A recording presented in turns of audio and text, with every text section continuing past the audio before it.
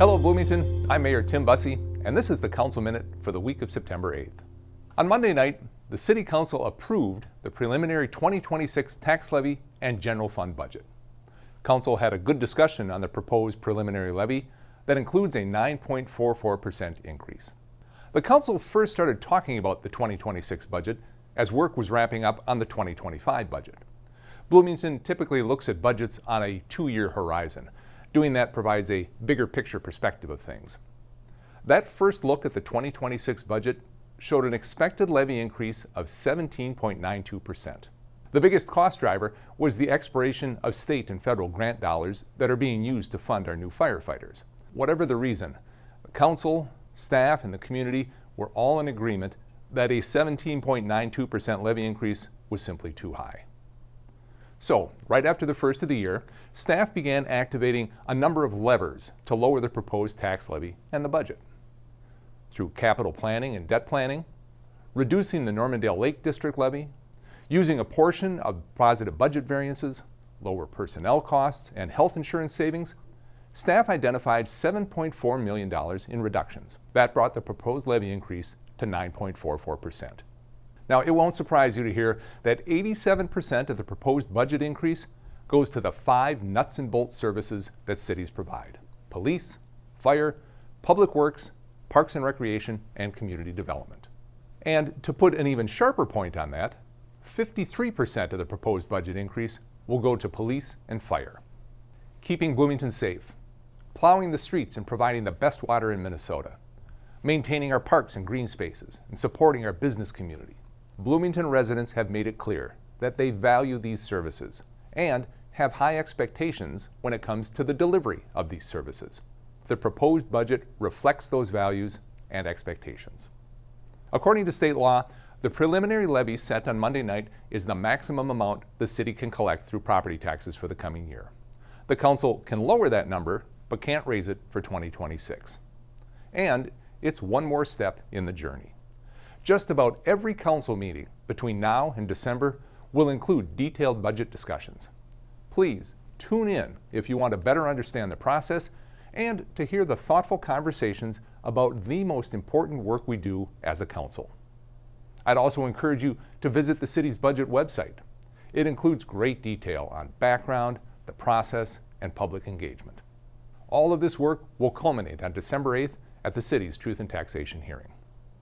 It's been a couple of weeks now, but I wanted to double back and talk about the Council's August 25th discussion on the Community Health and Wellness Center. That week, the tragedy at Annunciation Church took precedence, and I wasn't able to get the Council Minute recorded, but this is an important topic, and I wanted to be sure to give it some time.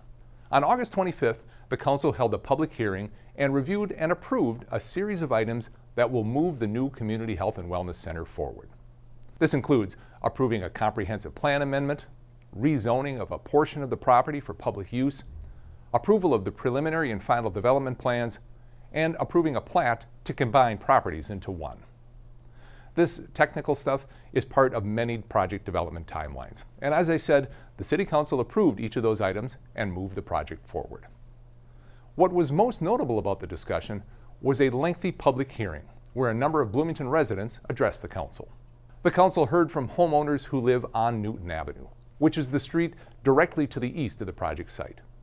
Those neighbors shared their concerns about increased traffic, the potential for decreased property values, noise, safety, the impacts of headlights, and other concerns. To a person, the City Council expressed strong support to work toward ways to mitigate those concerns. The Council directed staff to continue conversations with the residents of Newton Avenue and to work directly with them to explore possible solutions. Another group spoke at the public hearing in general opposition to the Community Health and Wellness Center. They raised concerns about the size of the building, the location, programming, the fact that the Department of Health would be serving people from Edina and Richfield, and whether or not Bloomington actually needs a health and wellness center. I appreciate their participation, but the debate over whether to build a new community health and wellness center and where it should be built is one that this community settled in November of 2023. That year, Bloomington voters enthusiastically approved a new health and wellness center, along with the renovation of the ice garden and restoration work in the 9 Mile Creek corridor as part of the Bloomington Forward proposal. Bloomington voters said yes to using a local sales tax to pay for these projects. In fact, the Health and Wellness Center was the most endorsed project, with 56% of voters saying yes. From day one, during approval and throughout the design process, it's been made clear that community engagement matters. From May 2024 to August 2025, the Community Health and Wellness Center project team hosted 24 public engagement sessions, ensuring residents had ample opportunity to stay involved. And residents can explore a wealth of resources on the Bloomington Forward website, including infographics, videos, maps, a detailed FAQ section, and project documents and updates. All of this information is factual. It's regularly updated, and it's presented impartially, not promoting any particular viewpoint from any specific group. Folks, it's exciting to see the Health and Wellness Center moving forward. We'll continue to share updates as this project takes shape. Finally today, last week I participated in a press event, along with about a dozen other mayors from across the metro and Moms Demand Action, to call for urgent legislative action to ban assault weapons and high-capacity magazines. And to say that if the legislature can't agree, state preemption laws should be lifted so cities can enact their own common sense reforms. Since the heartbreaking shooting at Annunciation Church, we have seen the unwavering resolve of Minnesotans who are demanding change. Inaction is no longer an option. And if our state and federal leaders can't match the urgency and the determination of the people they represent, then it's time to give cities the tools and the authority to lead. Minnesota cities have a proud history of stepping up when higher levels of government have stalled. Whether it's housing, indoor smoking bans, or earned sick and safe leave, it was cities that led. Because cities know how to get things done. We're closest to the people. We see the impact, and we shoulder the responsibility. To be clear, a response at the state or federal level is the right course of action here. Gun violence doesn't respect city boundaries.